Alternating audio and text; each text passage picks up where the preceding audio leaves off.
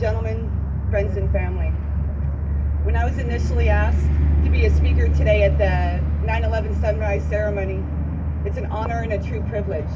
But for me, I was struck with a lot of emotion, of pride, of patriotism, anxiety, followed by resilience.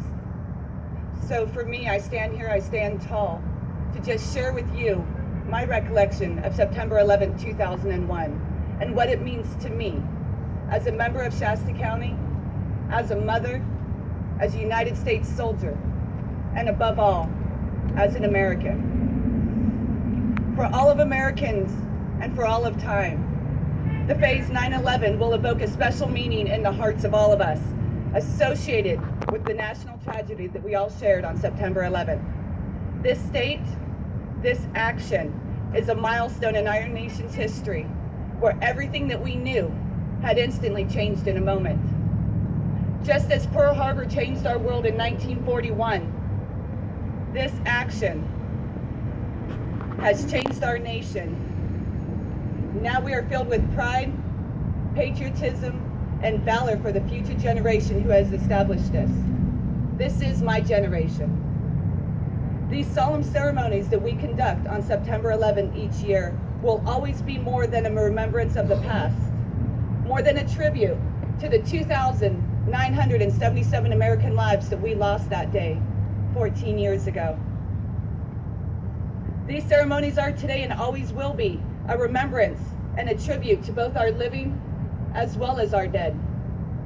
Today we recall and we celebrate what we learned about ourselves on September 11, 2001. Today we recall and we celebrate what we did and how we reacted that day as individuals, as communities, and as our nation. We remember once again how ordinary people were living their ordinary lives, and they reacted in a split second with extraordinary heroism when, without warning and in an instant, they were thrown face to face with the most fundamental questions of human existence. And then in there united, we stood as one, as America.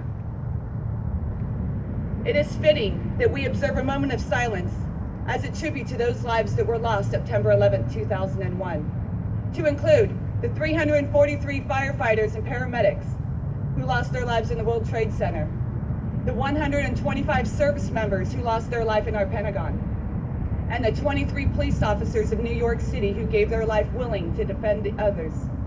Ladies and gentlemen, please rise and remove your headgear for a moment of silence.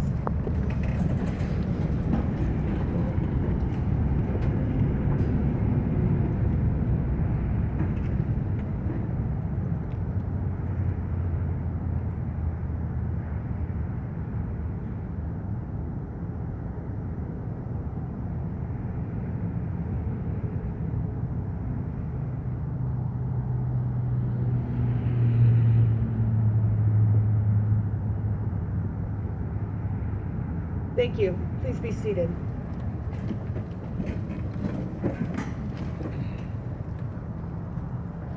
On September 11, 2001, we saw ordinary people choose duty in the face of death, as the security guards of the World Trade Center continued to run in and selflessly risk their lives for complete strangers.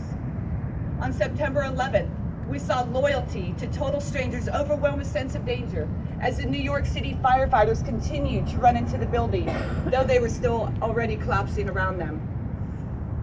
On September 11th, 2001, we saw ordinary people on Flight 93 choose self-sacrifice for the sake of complete strangers, as the passengers on the plane flying over Pennsylvania refused to allow the hijackers to accomplish their mission. On September 11th, 2001, we saw ordinary service members stand up to their nation's call. They guarded bases, installations, city and government properties, as well as accept the reality that we are now a nation at war. There is one thing that has been consistent from the day that these attacks have happened on America: the clear and the concise recollection that every one of us have of exactly what it is that we were doing, where we were, how we felt, and what we tried to do to help others on September 11th. I'm no different. On September 11, 2001, I was an active duty soldier stationed in Ansbach, Germany, assigned to the Big Red 1 Division. When I heard of the attacks, the pain and the hopelessness that I felt, it overwhelmed me internally, because this was my America, and I was stationed so far away. I had already accepted the fact that this is the reality, that we are now at war. This is what I trained for, and this is why I joined. And this is going to be my time to protect my nation, no matter the geographical location in which I am stationed. I do remember I was running to my arms room, and as I ran past my flight line, it sounded as though every Black Hawk, every Cobra, and every Kiowa on my installation were getting ready to take off. Good part was they were. I issued weapons to every soldier with whom was assigned one to do their part to protect and maintain the safety of our base and the community of the German installation in which we lived. Continuously, I remember asking soldiers about the status of the attacks and if they were still going on. My responses were very quick and very vague. I don't know for sure, but I know that it's still terrible. Though I wanted to share our nation's pain, I couldn't. I never shed a tear on September 11, 2001. I didn't have time. I was the soldier that family, peers, supervisors, and service members were looking to for strength to be able to get us through this. And through it all, I did put duty first. I grew up very quickly that day on September 11th as a young 20-year-old woman, as well as a United States soldier. From the attacks on September 11th, I have had three tours since then. My first one was in 2002 in the Balkans, stationed in Kosovo, followed by 2 combat tours in Afghanistan. In 2005, followed by a 2012.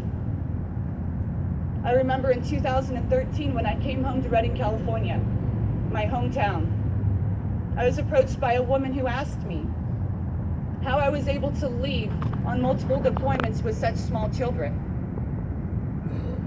I listened to the full context of her words. They were not pleasant, nor were they filtered from what her true intent was as she wanted to state it to me. I humbly and I graciously listened to this woman, to the full context of her words. And I answered her question with a very simple question. Ma'am, do you remember 9/11? Because I do. And I know if I have to go to the Middle East 1,000 times to ensure that my children and my country never have to feel the pain that we felt that day, I will proudly go. I will proudly go again, and I will proudly go again. She left hastily. President George Bush stated at his first news conference after the attacks, "Terrorist attacks can shake the foundation of our biggest buildings, but they cannot touch the foundation of America. These acts can shatter steel, but they cannot dent the steel of the American resolve." Americans, we still meet like this every September 11th. And to this day, we still have enemies in this world who seek to do us harm. Every day we see and we hear the threats at home and abroad against our nation. But, as President Ronald Reagan once said, the reason that we continue to succeed is because of the formidable will and courage of free men and women. The age-old values of duty, honor, loyalty, selfless service, and pride of country, they still have meaning and they still flourish in the hearts of ordinary people we live and we work with every single day. Though you see it in our media of death and destruction, over in the Middle East where our service members are still currently serving, be it known We wouldn't have it any other way. For the members, we are proud to be members of a volunteer military. We have and are honored to continue to take the fight to them. No matter the timeline, no matter the politics that are behind this, no matter the separation from our families and our loved ones, and no matter the ultimate sacrifice in which we are all willing to give. We want our freedom to be fought on their soil and never on ours again.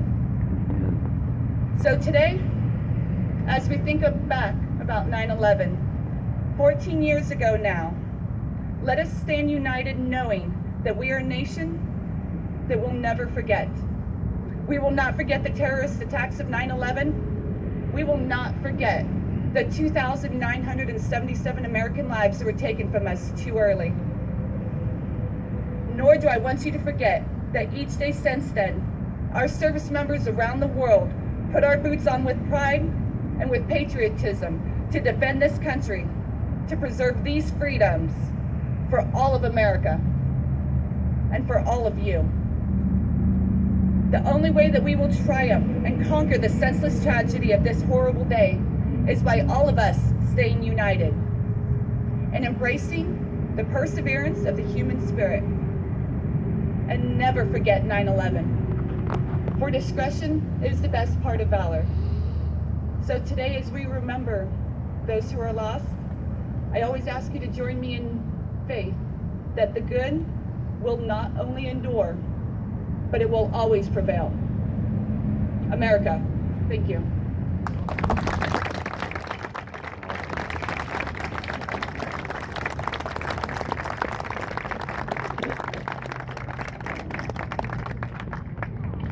Thank you, Melissa.